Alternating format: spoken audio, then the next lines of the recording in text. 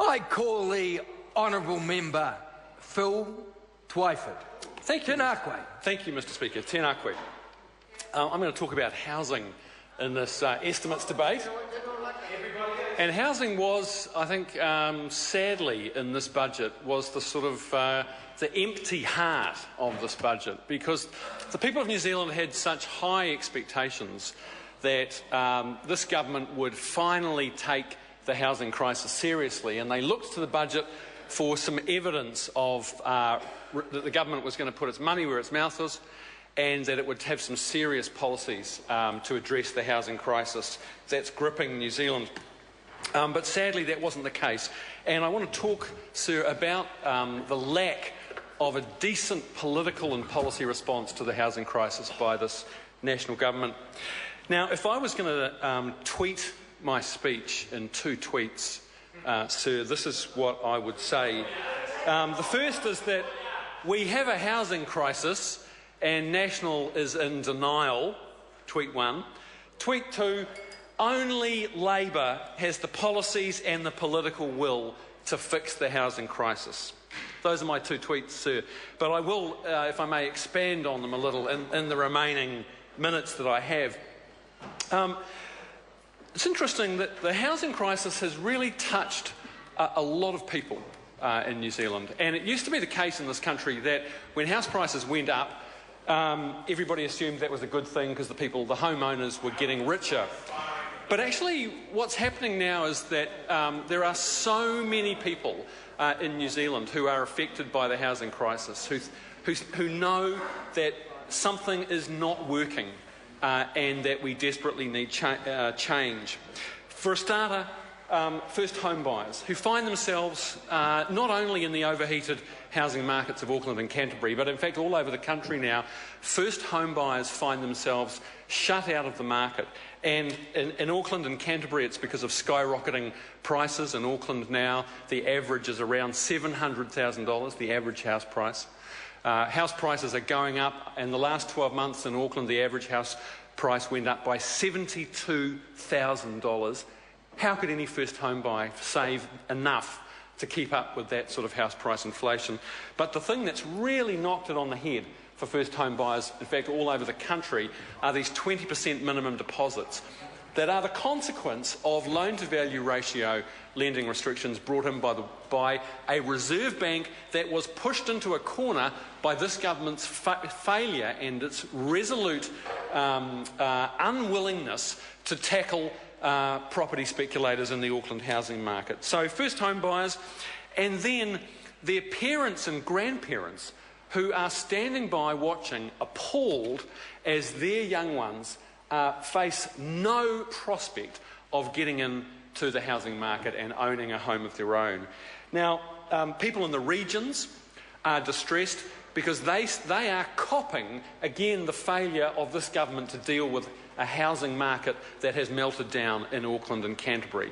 And people in the regions are facing thousands of dollars more on their mortgage repayments every year because of interest rates heading north of 8% under this government, and because of LVRs. And what's happening is that even though 90% of house price inflation is coming out of Auckland and Canterbury, the other half of the country are being hit by these measures, LVR lending restrictions and interest rates going up.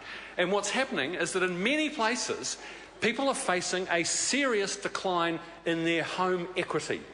So in the far north, over the last 6 years since National's been in power, while house prices have been skyrocketing in Auckland, they have diminished in real terms, inflation adjusted, they have diminished by 20% on average in the far north. In Southland, prices have gone down by 30% on average. So this is an asset that people have spent their lives working and paying off. And right before their eyes, they're seeing the value stripped out of their houses as the market declines in the regions. So people in the regions feel justifiably that they have been the victims of a failed housing policy. In Canterbury, because of this government's near criminal neglect in failing to get the residential rebuild happening, only just over 2,000 houses have actually been built in Christchurch since the last earthquake, sir. When Sarah says that Christchurch needs 25,000 houses, this is why rents have gone through the roof. Rents have gone up by over 45%. House prices are up 30% in the last 6 years in Canterbury because this government's hands-off approach in Christchurch, tweaking the planning rules and hoping somehow that a broken market will fix itself. That has thrown thousands and thousands of Cantabrians who have been the victims of a broken market, and that's why people are in their fourth winter in Canterbury now, and you've got people paying hundreds of dollars to live in sleep-outs, in caravans, and all manner of substandard accommodation. So we have a housing crisis, but John Key doesn't think so. He's in denial, in spite of what the IMF says, in spite of the OECD and the IMF saying that we have some of the most overvalued housing in the Western world. Both those preeminent institutions have recently looked at the New Zealand housing market, rated us against every other country in the Western world, and said that little old New Zealand's housing market is some of the most overvalued in the Western world. And interestingly, the OECD data looked at two different indicators.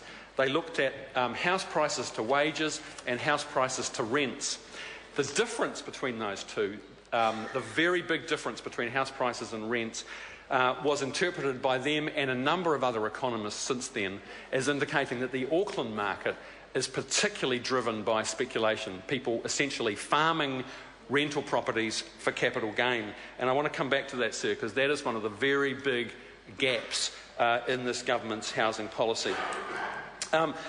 Shamabeel Jacob, the economist from NZIER, brought out a report recently on the housing in New Zealand. One of the really shocking bits of data in that report was that back in the late 80s, when my wife and I bought our first home, on average it took 30 years to save up the deposit and pay off a mortgage on the average home.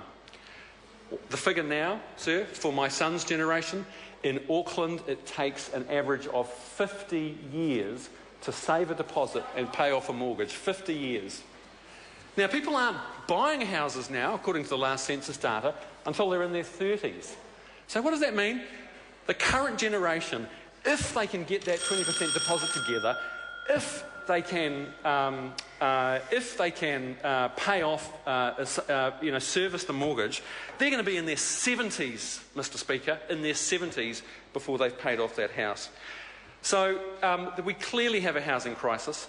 National have done very little to address it. The centrepiece of their policy is these housing accords, and in spite of the bluster from Jamie Lee Ross in his last contribution, not a single new house has been built in the special housing areas. After 6 years in office, after 14 months since they announced their policy of these special housing areas in Auckland, not a single new house has been built in those special housing areas. And in fact, the rate of new building consents is only half what it should be in order for Auckland just to stand still in terms of new house construction.